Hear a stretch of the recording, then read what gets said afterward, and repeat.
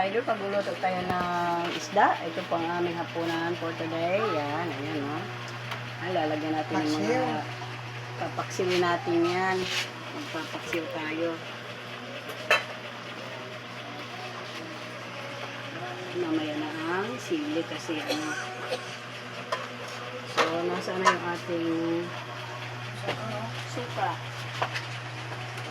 Lalagyan natin ng mga pampalasa. Suka. Asin. Asin. Madam yung asin, wala ka asin yan. Wala ka asin tabi. Wala nang laman.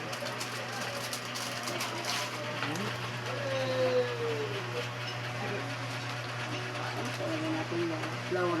Pwede ba? Lagyan natin ng ano, ang ating paksiw ng laurel para mabango.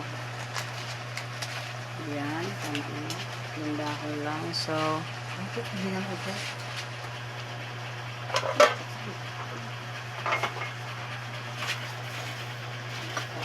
yan, asin. Saka konting tubig. Lagyan natin ng konting tubig para may sabaw-sabaw. Ayan. Takpan natin para pag kumulo na, lagyan na natin itong isang pirasong isa. Mamaya na po muna ulit. Itimpla na natin. Luto na siya para lagyan natin ng konting bitin, pampalasa. Tintayin natin itong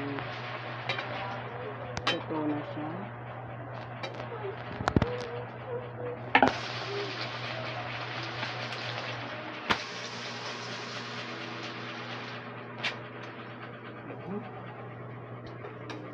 Pwede na yan.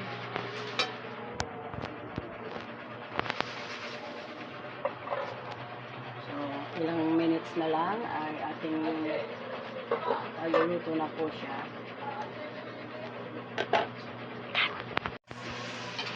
Ayan, mga inuluto ng ating isdang paksiw. Ayan. Ayan. Ito na po siya.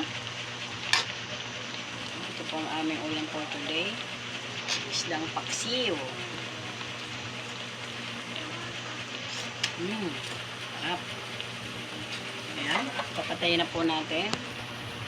Kasi okay na siya. Itsura na.